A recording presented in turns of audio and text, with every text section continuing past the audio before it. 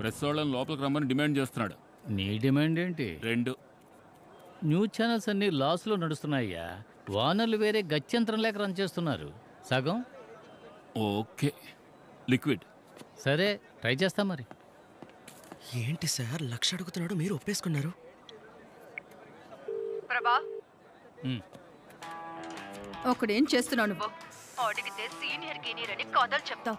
నిన్నొచ్చిన అబ్బాయి best employee award తీసుకోబోతున్నాడు. 1000 రూపాయలు increment కూడా. అక్కడ ఎవరి వెనక తిరుగుతున్నావు? ఓ మెయిన్ సోర్స్తో మాట్లాడుతున్నాను madam. Life time live opportunity. కానీ 10 లక్షల రూపాయలు లిక్విడ్గా అడుగుతున్నాడు. బిలో ద బెల్ట్ దిగి ఎంతో ప్రయత్నించాను, అస్సలు తగ్గట్లేదు మేడం. ఓకే చెప్పు, ఇచ్చి పంపిస్తాను. Okay madam. నీ 1000 రూపాయల ఇంక్రిమెంట్తో నేను 4 గేసుకోనా? Bloody fool. హయ్యర్ పోస్టులు మొత్తం అంతటా ఇలాంటి మేధావుల్ని వెతికి మరీ తీసుకొచ్చి కూర్చోబెడుతున్నారు. చావని ప్రజలు చావని. నేను కొన్నాళ్ల వరకు ఏ హయ్యర్ పోస్ట్కి వెళ్ళాలనుకోవట్లేదు. ఏంట్రా లుక్, 1000 రూపాయల ఇంక్రిమెంట్, 10 ఏళ్ళ లిక్విడ్ వస్తుంది, తీసుకుని ఉంచు. అయినా మనిషికి ఇంత స్వార్థం ఎందుకు సార్? అదా బెస్ట్ ఎంప్లాయీ. స్వార్థంగా ఉన్నందువల్లే వాడు అసలు మనిషి అయ్యాడు. నేను బాత్రూమ్కి వెళ్ళేటప్పుడు ఓ గ్లాస్ తీసుకునిరా. ప్రభా, కొద్దో గొప్ప కంటెంట్ ఉంటే మా మొహాన్ని కొట్టచ్చుగా. బ్యాంకు ముందు సెల్ఫీ దిగి మీ ఛానల్ ట్విట్టర్ అకౌంట్లో పెట్టు. ట్రెండ్ అవుతుంది. ట్విట్టర్ వాడైనా సంపాదించుకుంటాడు. చూస్తున్నాను, చెప్పు. సార్, లైవ్ ఎలాగైనా కట్ చేయమని చెప్పి చైర్మన్ని కాపాడండి సార్. 15% కమిషన్ తీసుకోవడానికే తలపురాణం తోక్కొస్తుంది. మీరు అంత తేలిగ్గా 25,000 కోట్లు ఎలా కొట్టేశారా? మా బాబు చదువుకోమన్నప్పుడే విని ఉండాలి. సారీ నాన్న, బిఏ అమౌంట్లో సగం కావాలి, లేదా మీరే చూసుకోండి. నేను మీకు తప్పకుండా ఇప్పిస్తాను సార్, కాపాడండి ప్లీజ్. నాన్నగారు చదువా పవర్ అని అడుగుతారు కదా సార్. ఏం కమిషనరు, ఏంటి డీజీపీ సెంట్రల్ మినిస్టర్ ఫోన్ చేస్తే తీవా? ఈ లైవ్ రాకూడదు. పోలీసులు లోనకు పంపు, ఆ నెత్తుకొచ్చి. సారీ సార్, ప్రజల ప్రాణాలకు ఆపద వస్తుంది. చెప్పింది చెయ్యి, నేను చూసుకుంటాలే. మీరు చెప్పింది అలాగే టైప్ చేసి ఓ సంతకం పెట్టి పంపండి. పోలీసులు లోపలికి పంపిస్తాను. జీ విన్నారా? ఏం చేయమంటారు? ఎప్పుడు చేసేదే. మరి చేసేద్దామా? ప్రభా, ఈ పని చేస్తే 2 కోట్లు ఇస్తాను. సమజ్గా అర్థమైందా? సార్ ఎంత అన్నారు? 2 కోట్ల రూపాయలు. 2 కోట్ల? Yes, please help. డన్. ఏ ప్రభా, 10 నిమిషాల్లో లోపలికి వెళ్ళాలి. నువ్వు కెమెరా. నేనెందుకు లోపలికి? వెళ్ళాలి. మా సార్ లోపలికి వెళ్తే దుమ్ము దులిపేస్తారు, నో డౌట్. వెళ్ళండి బెస్ట్ ఎంప్లాయీ. ఏం మాట్లాడుతున్నావు?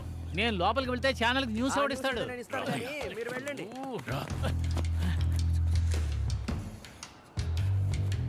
రిస్క్ అయ్యా. ఏ యాంటోని కూడా లోపలికి వస్తున్నాడు. ఇంతవరకు పబ్లిక్ అవన్నీ చంపినవాడు నిన్ను మాత్రం చంపుతాడా? 1 కోటి రూపాయలయ్యా. 50 లక్షలు నాకు, 50 లక్షలు నీకు. 50 లక్షలా? సరే, అది చూసేద్దాం.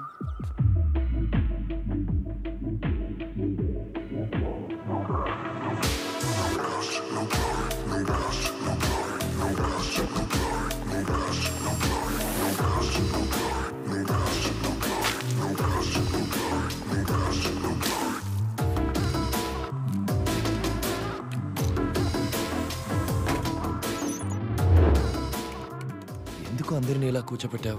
ఏదైనా సరే అగ్రిమెంట్లో సైన్ చేసి మాట్లాడుకుందాం. దానికి సంబంధించిన అగ్రిమెంట్ ఇది. చదివి సంతకం పెట్టండి.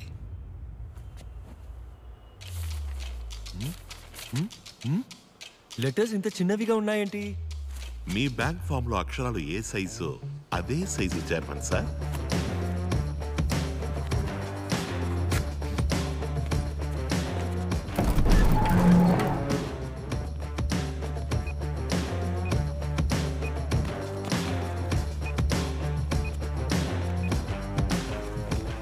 ఏంటి ఆంటనీ, బయట మన ప్లాన్ ప్రకారం అంతా పక్కాగా జరుగుతుందా?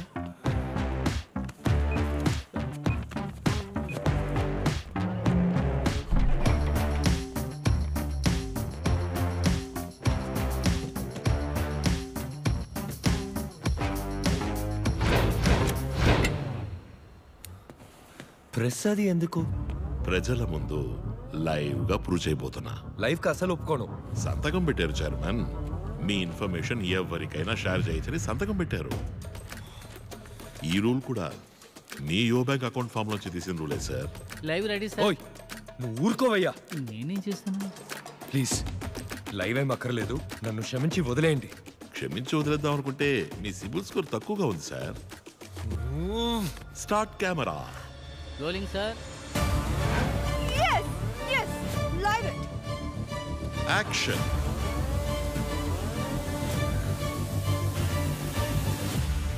నీ మ్యూచువల్ ఫండ్ లో ప్రజలు పెట్టుబడి పెట్టిన 25,000 కోట్లు ఎక్కడా? దానికి నా బ్యాంకుకి సంబంధమే లేదు సార్. ఫామ్ మీద మీ బ్యాంక్ పేరు రాస్తుంది, యో బ్యాంక్ రిలై మ్యూచువల్ ఫండ్ అని. అందులో మా షేర్ 40%, మిగతా 60% వాళ్ళది. సార్ పోనీ నేను అర్థమయ్యేలా చెప్పనా? ప్లీజ్ సార్, మా కంపెనీ మ్యూచువల్ ఫండ్ కంపెనీ అన్నదమ్ములు లాంటివి. తమ్ముడు తప్పు చేస్తే అన్నేం చేస్తాడు పాపం? నా తమ్ముడు తప్పు చేస్తే ఇలాగే కొట్టి మరీ అడుగుతా. ఉదాహరణ తప్పు చెప్పాను, క్లియర్గా అర్థమయ్యేలా ఇంకో ఉదాహరణ చెప్తాను. జీవితంలో పైకి వస్తాడని ఓ పిల్లాన్ని దత్తత తీసుకుంటావు, వాడు బేవర్స్ అయితే మనం ఏం చేస్తాం చెప్పండి? సరిగ్గా పెంచడం తెలియనప్పుడు ఎందుకు నా దత్తత తీసుకోవడం? ఉదాహరణలే వద్దు సార్, తిన్నగా విషయానికి వస్తాను. మాకు 40% లాసేగా. అప్పుడు ముందు నువ్వేగా అడిగుండాలి.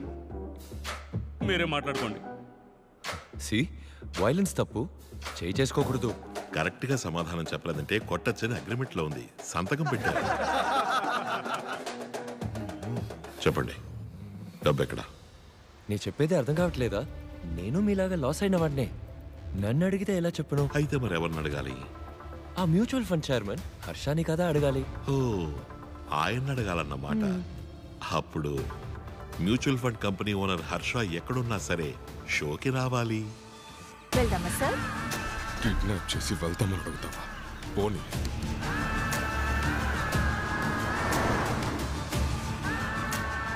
తర్వాత చైర్మన్ వచ్చే వరకు చిన్న విరామం తీసుకుందాం. Stay tune.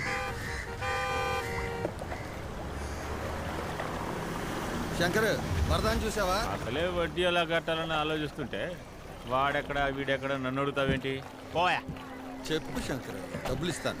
విషయం కొంచెం పెద్దది. ఉదయం 4 సహాయం పోటీ తీసుకుని లోనికి వెళ్ళాడు సార్.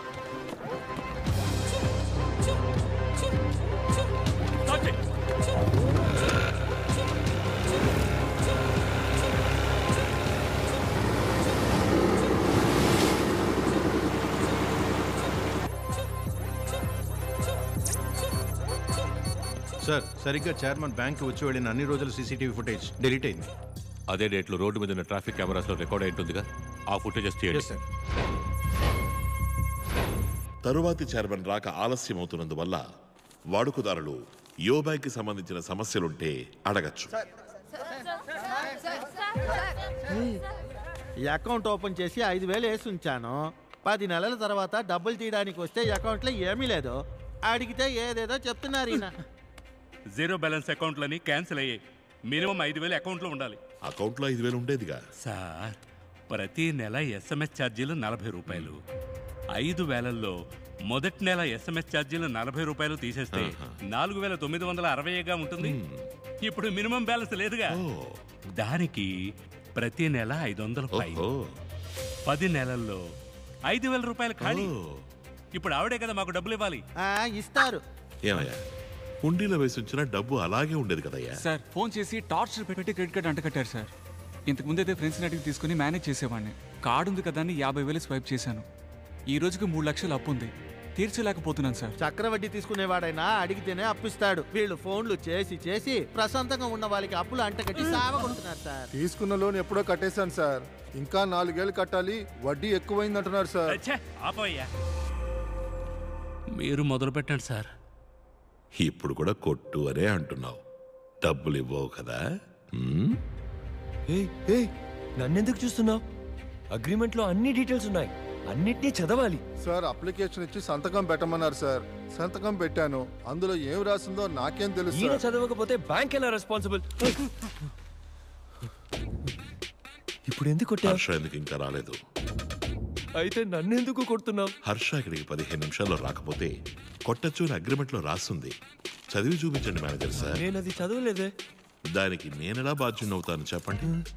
మీరే కదా చదివి సంతకం పెట్టుండాలి. రాసుంది సార్.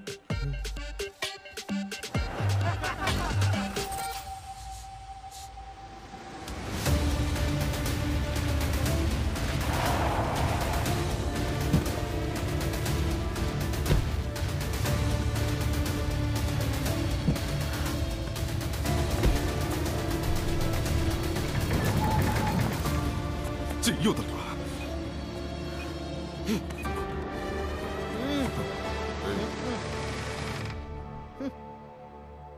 ఇడియట్.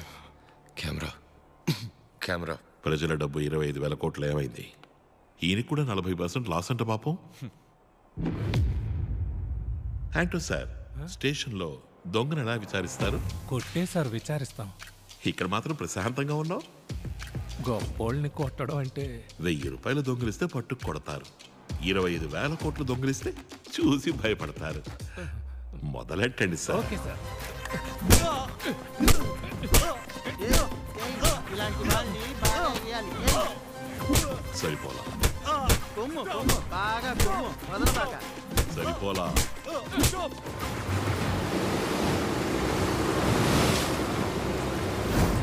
త్వరగా ఇంటర్నేషనల్ వాటర్లోకి పెడితే తప్పించుకోవచ్చు.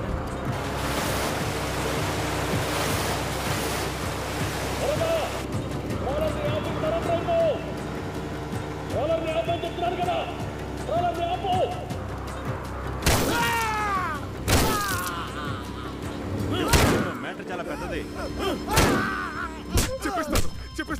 చెప్పేస్తాను. 25,000 కోట్ల ప్రజల డబ్బు ఎక్కడా? లాస్ అయింది. ఎలా అమ్మా? సార్ పెట్టుబడి పెట్టేటప్పుడు mutual fund set market risk అని చెప్పే కదా సార్ వీళ్ళ రెప్స్ జాయిన్ చేస్తున్నారు. నిజమా? ఓ రెప్కి ఫోన్ చేయండి. సరే సార్. హలో, యువర్ బ్యాంక్ శ్రవణ్ణి. ఎవరు? సార్ నమస్కారం. నా ఫ్రెండ్ మీ నంబర్ ఇచ్చాడు. ఓ 2 లక్షల రూపాయల డబ్బు ఉంది, దాన్ని ఎందులోనైనా పెట్టుబడి పెట్టాలి. చేసేద్దాం సార్. కొత్తగా ఒక మ్యూచువల్ ఫండ్ స్కీమ్ వచ్చింది, అందులో వేద్దాం సార్. అది రిస్క్ అని ఏ పిచ్చోడు చెప్పాడు? డబ్బుకి నేను గ్యారంటీ. ఇలా చూడండి సార్, ఎవరిని ఎలాంటి ఐడియాలు అడగండి, కన్ఫ్యూజ్ చేసేస్తారు. నేనే మీ దగ్గరికి వస్తాను. కొంచెం మీ టీవీ వాల్యూమ్ తగ్గిస్తారా శ్రవణ్? టీవీ వాల్యూమా? ఎందుకు? ఇక్కడికి ఎక్కువ కొడుతుంది సార్. నువ్వు పనిచేసే బ్యాంకుని ఇక్కడ దోచుకుంటున్నారు. జఫ్ఫా, అది కూడా తెలియకుండా నువ్వు కస్టమర్ వెంట పడుతున్నావా? సార్ సార్ టార్గెట్ ఇస్తున్నారు సార్, మమ్మల్ని చేయమంటారు సార్. ఇలా అబద్ధాలు చెప్పి ప్రజల్ని ఇరికించడం న్యాయమా? మేము అబద్ధం చెప్పట్లేదు సార్, లైట్ గా నిజాన్ని దాస్తున్నాం అంతే కదా. ఇదంతా నీ ట్రైనింగ్. మీ రెప్స్కి టార్గెట్లు పెట్టి పరోక్షంగా తప్పు చేయమని రెచ్చగొడుతున్నారు. సి మా కస్టమర్స్ మోసపోలేదు, మా కంపెనీలో ఇన్వెస్ట్ చేశారు. మేము సునీల్ అనే వ్యక్తి బ్రోకరేజ్ కంపెనీ ద్వారా షేర్ మార్కెట్లో ఇన్వెస్ట్ చేశాం. లాస్ అయింది అంతే సార్. ఓ మంచి కంపెనీలో పెట్టుబడి పెట్టుండొచ్చుగా. షేర్ మార్కెట్లో ఓ మంచి కంపెనీలో పెట్టుబడి పెట్టుండొచ్చు కదా. అది మీరు సునీల్ సార్ని అడగాలి. ఓ, ఆయన్ని అడగాలన్నమాట.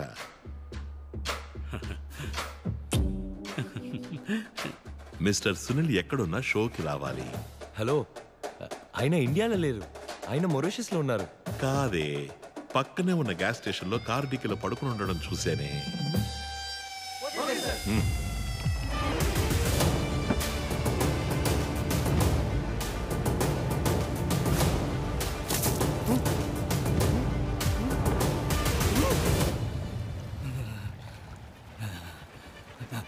ఆఖరిసారి అడుగుతున్నాను, చెప్పకపోతే గొంతు కోసి సముద్రంలో పారేస్తాను. ముందు ఏసీ సారే పొడి అడిగారు, ఆ తర్వాత వేరే టీం వచ్చి 3 కోట్లు ఇచ్చి. 3 కోట్ల? అవును, 2 టన్నుల RDX.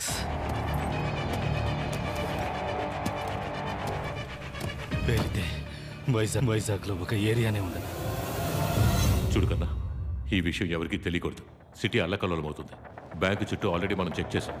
బ్యాంక్ని కనెక్ట్ చేసే రోడ్లో వచ్చి అన్ని బళ్ళను చెక్ చేయండి, ఒక్క బండిని వదలొద్దు.